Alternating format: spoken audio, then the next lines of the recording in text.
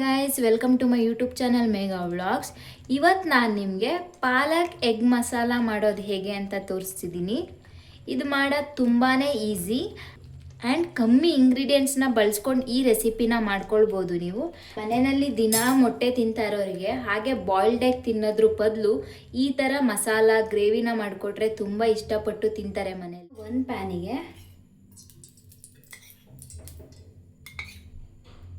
ಒಂದು 2.5 ಸ್ಪೂನಷ್ಟು ಎಣ್ಣೆನ ಹಾಕೋತಿದ್ದೀನಿ.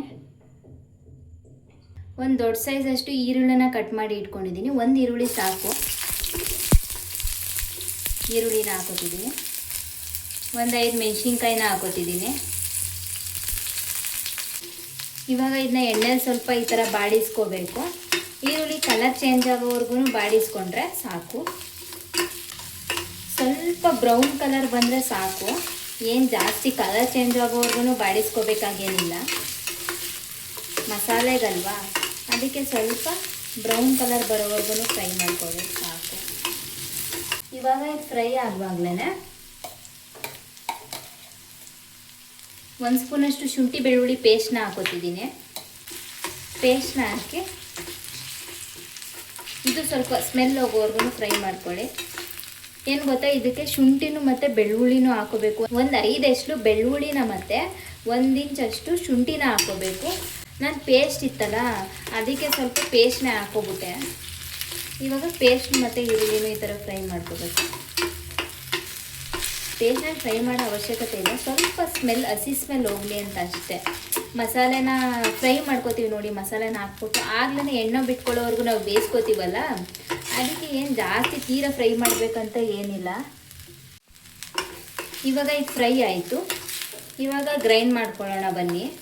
ಇಷ್ಟು ಫ್ರೈ ಮಾಡಿಕೊಂಡ್ರೆ ಸಾಕು. ಹೇಳ್ಬೇಕಂದ್ರೆ ಪೇಸ್ಟ್ ಹಾಕ್ಬಾರ್ದು, ಶುಂಠಿನೂ ಮತ್ತು ಬೆಳ್ಳುಳ್ಳಿನೂ ಸ್ವಲ್ಪ ಹಾಕೋಬೇಕು. ನಾನು ಪೇಸ್ಟ್ ಇದೆಯಲ್ಲ ಅದಕ್ಕೆ ಪೇಸ್ಟ್ನೇ ಹಾಕ್ಕೊಬಿಟ್ಟೆ. ಇವಾಗ ಇಷ್ಟನ್ನು ಫ್ರೈ ಮಾಡ್ಕೊಂಡು ಇದಾಯಿತು. ಇವಾಗ ಇದು ಹಿಂಗೆ ಇರಲಿ. ಇವಾಗ ಮಿಕ್ಸರ್ ಜಾರಿಗೆ ನಾವು ಫ್ರೈ ಮಾಡ್ಕೊಂಡಿದ್ವಲ್ಲ ಈರುಳ್ಳಿ ಮತ್ತು ಮೆಣಸಿನ್ಕಾಯಿ, ಶುಂಠಿ, ಬೆಳ್ಳುಳ್ಳಿನ ಅದನ್ನು ಮಿಕ್ಸರ್ ಜಾರ್ಗೆ ಹಾಕೋಬೇಕು.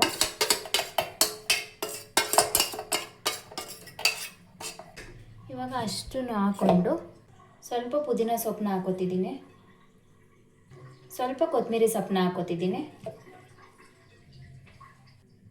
ಇಷ್ಟೇ ಸಾಕು. 1 ಸ್ಪೂನಷ್ಟು ಜೀರಿಗೆನ ಹಾಕೋತಿದ್ದೀನಿ. ಸ್ವಲ್ಪನೇ ಸಾಕು ಜೀರಿಗೆ. ಸ್ವಲ್ಪ ನೀರನ್ನ ಹಾಕ್ಕೊಂಡು ಗ್ರೈಂಡ್ ಮಾಡ್ಕೊಳ್ಳಿ. ನೋಡಿ, ಈ ಥರ ಗ್ರೈಂಡ್ ಮಾಡ್ಕೋಬೇಕು. ನುಣ್ಣಗೆ ಮಾಡ್ಕೊಳ್ಳಿ.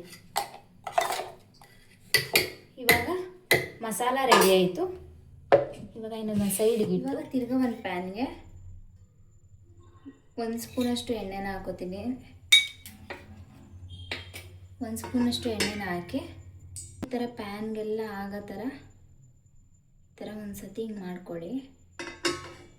ಇವಾಗ ಎಣ್ಣೆ ಕಾದಿದ್ದಾಯಿತು. ಇವಾಗ ಎಣ್ಣೆ ಕಾದಿದ್ಮೇಲೆ ನಾನು ಮೊಟ್ಟೆನ ಬೇಯಿಸ್ಕೊಂಡು ಈ ಥರ ಕಟ್ ಮಾಡಿ ಇಟ್ಕೊಂಡಿದ್ದೀನಿ. ನೀವು ಹಾಗೆ ಬೇಕಾದರೆ ಕಟ್ ಮಾಡದೆ ಕೂಡ ಹಾಕೋಬೋದು.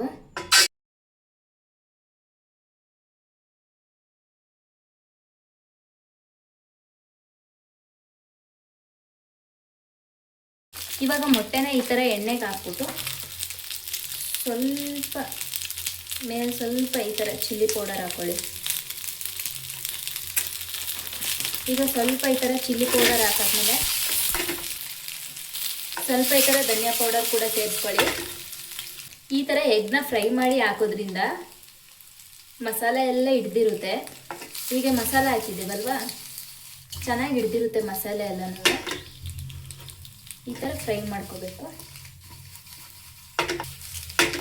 ನನಗೆ ಗೊತ್ತಾ, ನಿಮಗೆ ಮೊಟ್ಟೆ ಎಷ್ಟು ಬೇಕು ಅಷ್ಟು ಹಾಕೋಬೋದು. ನಾನು 5 ಮೊಟ್ಟೆ ಕಟ್ ಮಾಡಿ ಹಾಕಿದ್ದೀನಿ. ಮೊಟ್ಟೆನ ಕಟ್ ಮಾಡದೆ ಕೂಡ ಹಾಕೋಬೋದು. ನಾನು ಕಟ್ ಮಾಡಿ ಹಾಕ್ತಿದ್ದೀನಿ, ಯಾಕೆಂದರೆ ಮಸಾಲೆ ಎಲ್ಲ ಚೆನ್ನಾಗಿ ಹಿಡೀಲಿ ಅಂತ. ನೀವು ಹಾಗೆ ಕೂಡ ಹಾಕೋಬೋದು, ನಿಮ್ಗೇನಾದ್ರು ಕಟ್ ಮಾಡಿ ಹಾಕೋಕ್ಕೆ ಇಷ್ಟ ಇಲ್ಲ ಅಂದರೆ.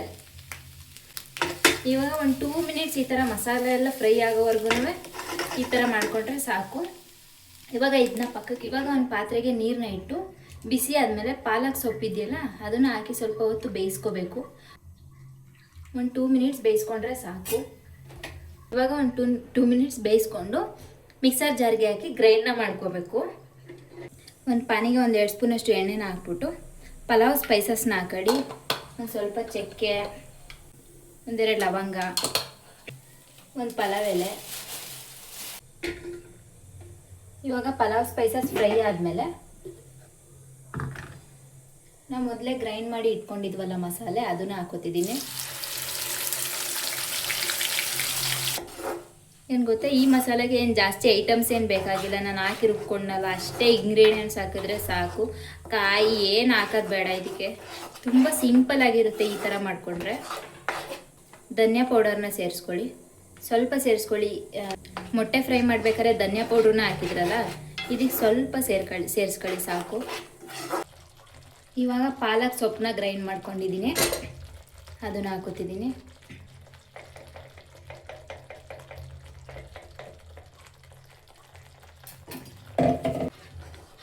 ಇವಾಗ ಪಾಲಕ್ ಸೊಪ್ಪು ಹಾಕಿದ್ದೀನಲ್ಲ,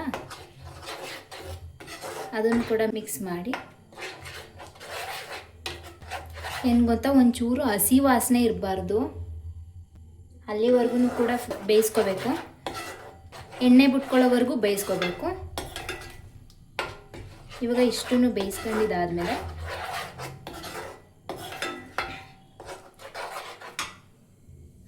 ಇವಾಗ ಇದಕ್ಕೆ ಸ್ವಲ್ಪ ಉಪ್ಪು ಸೇರಿಸ್ತಿದ್ದೀನಿ. ಮೊಟ್ಟೆ ಫ್ರೈ ಮಾಡೋದಕ್ಕೂ ಸ್ವಲ್ಪ ಉಪ್ಪು ಹಾಕಿದೆ ಅಲ್ವ, ಸ್ವಲ್ಪ ಸೇರಿಸ್ಕೊಳ್ಳಿ ಸಾಕು.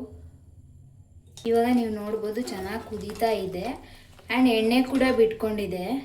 ಏನು ಜಾಸ್ತಿ ಬೇಯಿಸ್ಕೋಬೇಕು ಅಂತ ಏನಿಲ್ಲ, ನಾವು ಮೊದಲೇ ಮಸಾಲೆನೂ ಕೂಡ ಈರುಳ್ಳಿ ಎಲ್ಲ ಫ್ರೈ ಮಾಡಿ ಹಾಕಿ ಗ್ರೈಂಡ್ ಮಾಡಿ ಹಾಕಿದ್ದೀವಲ್ವ, ಅದಕ್ಕೆ ಏನು ಜಾಸ್ತಿ ಬೇಯಿಸ್ಕೋಬೇಕಾಗಿಲ್ಲ. ಆ್ಯಂಡ್ ಪಾಲಕ್ ಸೊಪ್ಪು ಕೂಡ ನಾವು ಬೇಯಿಸ್ಕೊಂಡೇ ರುಬ್ಬಿ ಹಾಕಿರೋದು, ಅದಕ್ಕೆ ಏನು ಜಾಸ್ತಿ ಬೇಯಿಸ್ಕೊಳ್ಳೋ ಥರ ಏನಿಲ್ಲ.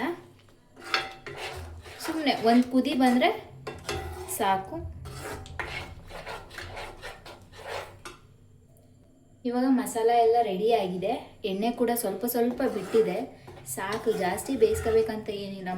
ಜಾಸ್ತಿ ಮಸಾಲ ಹೊಡಿಯುವಂಥ ಐಟಮ್ ನಾವೇನು ಹಾಕಿಲ್ಲ ಅಲ್ವಾ.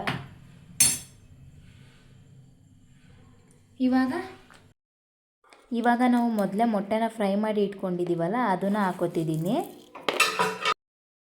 ಹಾಕಿದ್ಮೇಲೆ ಒಂದು ರೌಂಡ್ ಮಿಕ್ಸ್ ಮಾಡಿಕೊಂಡ್ರೆ ಸಾಕು, ಏನು ಬೇಯಿಸ್ಕೋಬೇಕಂತ ಏನಿಲ್ಲ ಮೊಟ್ಟೆನ. ಪಾಲಕ್ ಎಗ್ ಮಸಾಲ ಇಸ್ ರೆಡಿ. ನೀವು ಕೂಡ ಈ ಈಸಿ ರೆಸಿಪಿನ ಮನೇಲಿ ಒಂದ್ಸಾರಿ ಟ್ರೈ ಮಾಡಿ, ಹೇಗಿದೆ ಅಂತ ಕಮೆಂಟ್ ಕೂಡ ಮಾಡಿ. ಮಿಸ್ ಮಾಡದೆ ಟ್ರೈ ಮಾಡಿ. ನಿಮಗೆಲ್ಲ ಈ ವಿಡಿಯೋ ಇಷ್ಟ ಆದಲ್ಲಿ ಲೈಕ್ ಮಾಡಿ, ಶೇರ್ ಮಾಡಿ, ಕಮೆಂಟ್ ಮಾಡಿ, ಸಬ್ಸ್ಕ್ರೈಬ್ ಮಾಡ್ಕೊಳ್ಳೋದನ್ನ ಮರಿಬೇಡಿ. Thank you.